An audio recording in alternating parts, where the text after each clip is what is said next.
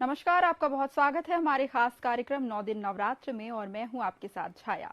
आज नवरात्र का दूसरा दिन है और मां ब्रह्मचारिणी की इस दिन विशेष रूप से पूजा की जाती है। आप सभी को नवरात्र के दूसरे दिन की हार्दिक शुभकामनाएं। इस कार्यक्रम में हम आपको छत्तीसगढ़ के कुछ प्रमुख देवी मंदिरों के बारे में बताते हैं। छत्तीसगढ़ के प्रसिद्ध मंदिरों में शामिल है पंडित रविशंकर शुक्ल विश्वविद्यालय परिसर स्थित बंजारी मंदिर और बंजारी माता का यह मंदिर भक्तों के बीच गहरी आस्था का प्रतीक है। साल भर यहाँ अपनी मनौती मांगने आने वालों का तांता लगा रहता है। यहाँ ऐसी मान्यता है कि माता रानी भक्तों के कष्ट दूर कर उनकी झोली खुशियों से भर देती हैं। पुरातन काल से इस मंदिर में लोगों की आस्था है।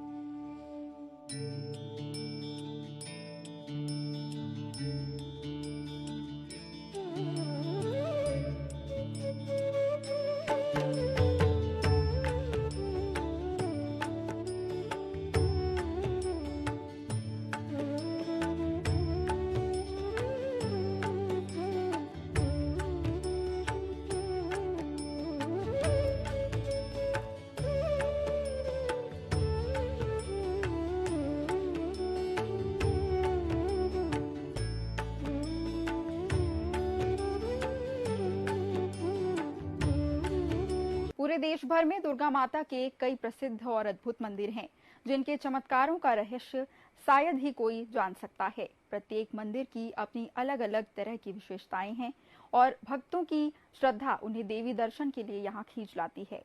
ऐसा ही एक अद्भुत और अनोखा मंदिर छत्तीसगढ़ राज्य के रायपुर जिले के बिरगांव रावाभाटा नामक स्थान में स्थित है। यह मंदिर बंजारी माता के नाम से पूरे छत्तीसगढ़ में प्रसिद्ध है। मंदिर में स्थापित मूर्ति के बारे में यह बताया जाता है कि यहाँ खुदाई के दौरान ही माता की मूर्ति मिली थी। छत्तीसगढ़ अपनी विविधता के लिए पूरे देश में प्रसिद्ध है। यहाँ पर आपको कई प्राचीन मंदिरें देखने को मिल जाएंगी, जिनकी कथा और रहस्य किसी भी व्यक्ति को आश्चर्यचकित कर सकती है। शुरुआत से ही इस राज्य का ज्यादातर हिस्सा ग्रामीण अंचल के अंतर्गत आता है और अक्सर देखा गया है कि ग्रामीणों की देवी देवताओं के प्रति विशेष आस्था होती है। शायद यही एक कारण है कि यहाँ पर आपको अनेक देवी देवताओं के मंदिर देखने को मिल जाते हैं। बात करते हैं इस मंदिर की, तो यह मंदिर छत्तीसगढ़ की राजधानी से थोड़ी ही दूर पर बिरगांव रावाभाटा में जैन मंदिर रायपुर के पास में ही स्थित है। रायपुर प्रदेश की राजधानी और जिला मुख्यालय भी है। इस मंदिर को देखने के लिए अधिक संख्या में श्रद्धालु आते हैं। यह मंदिर बंजारों द्वारा खोजा गया था, इसलिए इसे बंजारी माता मंदिर कहा जाता है। बात करें इस मंदिर के निर्माण की, तो इस मंदिर का निर्माण कब हुआ, इसके पक्ष में कोई खास पुख्ता सबूत प्राप्त नहीं है। इसी कारण से इसे मंदिर के निर्माण की निश्चित सन को नहीं बताया जा सकता। लेकिन इस मंदिर के निर्माण के संबंध में एक लेख मिलती है, जिसमें कहा गया है कि इस मंदिर के गर्भगृह में स्थित मूर्ति माँ बगलामुखी का है, जिसे पास के जंगल से प्राप्त किया गया था। जैसा कि आप देख रहे हैं, अभी माता बंजारी यूनिवर्सिटी धाम में अपन बैठे हुए हैं और जैसे कि इसको कहते हैं कि बहुत पुरानी मूर्ति है। ये यहाँ जमीन से निकली हुई है मूर्ति है, स्थापित वाली नहीं है। करीबन 100 साल से पहले से बताते हैं इनको। और इसमें जो है मान्यताएं हैं कि बहुत सारी मान्यताएं हैं, जो भी मनोकामना होती है वो पूर्ण होती है।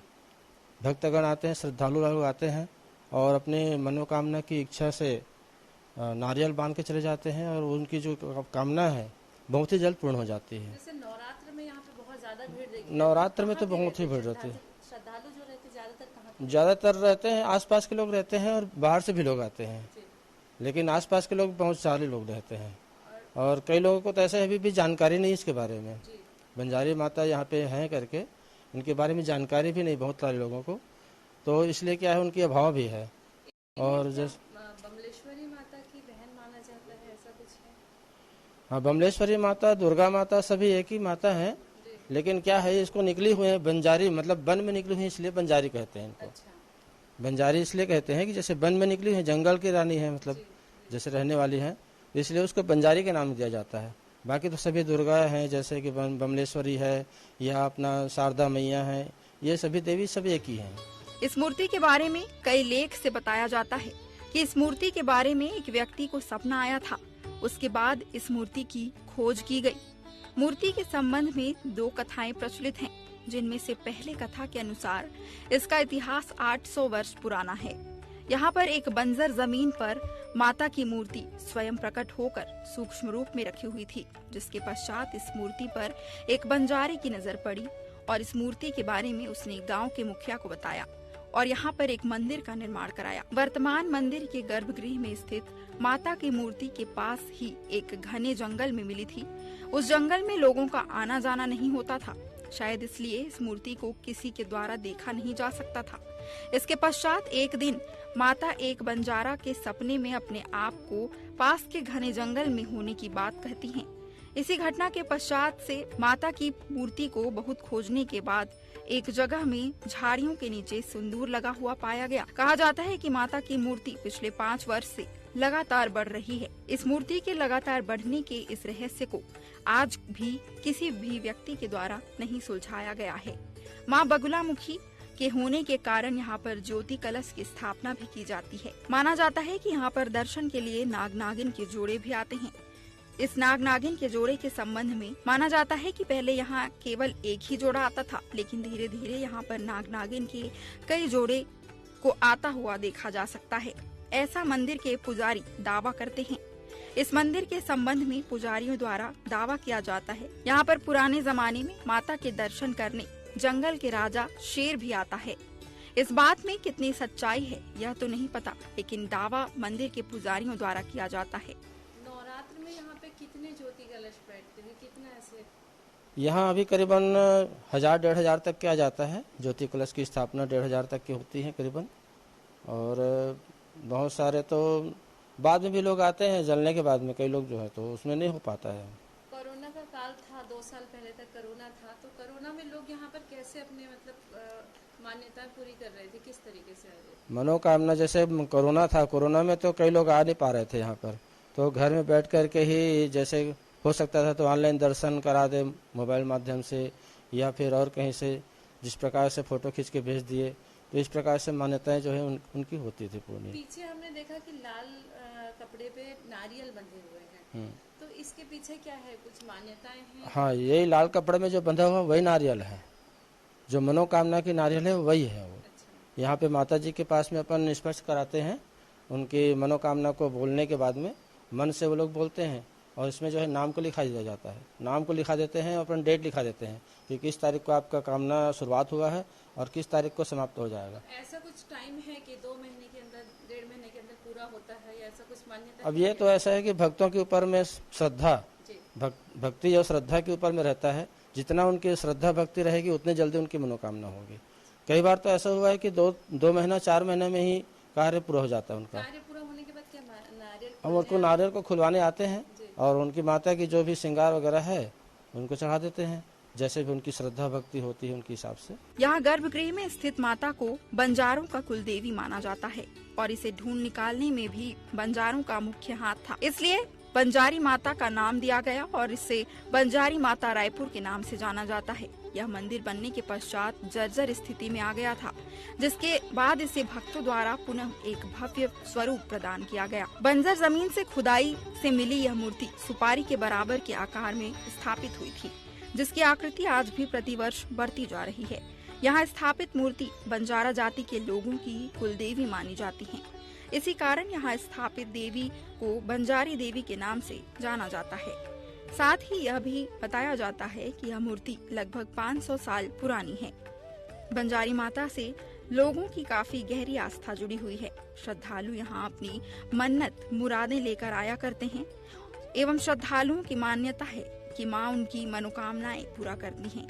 यहाँ पर सच्चे मन से मांगी हुई हर मुराद माता जरूर पूरी करती हैं। करीब 500 साल पहले मुगल शासकों के शासनकाल में यहाँ छोटा सा मंदिर हुआ करता था, जो 40 साल के पहले भव्य मंदिर के रूप में प्रतिष्ठापित हुआ।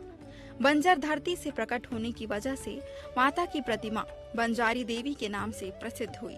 देश भर में घूमने वाले बंजारा जाति के लोगों की कुलदेवी माता बंजारी को माना जाता है। इसी कारण इस मंदिर में बंजारे पूजा अर्चना किया करते हैं।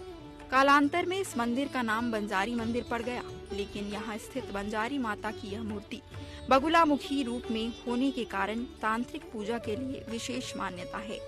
इस मंदिर में स्वर्ग नरक के सुख एवं यातना को विविध मूर्तियों एवं पेंटिंग के माध्यम से प्रदर्शित किया गया है। माता की यह प्रतिमा बंजर धरती पर प्रकट हुई है, जिसके कारण माता की श्रद्धालुओं द्वारा बंजारी देवी के नाम से जाना जाता है। रायपुर के रावा भाठा में स्थित मां बंजारी मंदिर प्रदेश भर में विख्यात है। आज से लगभग 500 साल पहले मुगल कालीन शासकों के शासनकाल में छोटा सा मंदिर हुआ करता था, जो आज 40 साल पहले विशाल मंदिर के रूप में सुप्रसिद्ध है। अतः स्पष्ट है कि बंजर धरती से प्रकट होने के कारण ही माता जी की प्रतिमा बंजारी देवी के नाम से मशहूर हुई है। बंजारी माता मंदिर में स्थित मूर्ति का मुख ठीक उत्तर पश्चिम दिशा में स्थित होने की वजह से इसे वास्तु के अनुसार अति उत्तम माना जाता है। यहाँ स्थित 5वें देवी के स्वरूप को स्कंद माता का नाम दिया गया है, जिनकी उपासना नवरात्रि के 5वें दिन की जाती है। स्कंद माता स्वरूपिणी देवी की 4 भुजाएं हैं। स्कंद माता दाहिनी तरफ की ऊपर वाली भुजा से भगवान स्कंद जी को गोद में पकड़े हुए हैं एवं दाहिनी तरफ के नीचे वाली भुजा में कमल पुष्प धारण किए हुए हैं। के शुक्ला है, मैं यूनिवर्सिटी से स्टाफ से हूँ और ये सामने हमारे संतोष जी हैं, संतोष कश्यप जी, वो भी स्टाफ से हैं। तो दोनों हम लोग देख रेख कर रहे हैं यहाँ पर और ट्रस्टी बने हुए हैं, ट्रस्टी के माध्यम से जा रहे हैं। छत्तीसगढ़ 36 गोंड राजाओं के गढ़ के साथ ही धर्म और आस्था का गढ़ भी माना जाता है, जिसमें हर समाज के लोग समय समय पर ईश्वर की शरण में जाकर अपनी अर्जी लगाते हैं और अपने परिवार और समाज की सुख समृद्धि की कामना करते हैं। ऐसे में नवरात्र के खास मौके पर मां बंजारी माता की शरण में आए आप सभी भक्तजनों की मां कुलेश्वरी देवी मनोकामना पूर्ण करें। फिलहाल के लिए इस कार्यक्रम में इतना ही। कल फिर मिलेंगे एक और नए मंदिर में विराजित देवी की अलौकिक छटा की कहानी के साथ। हमें दीजिए इजाजत। नमस्कार।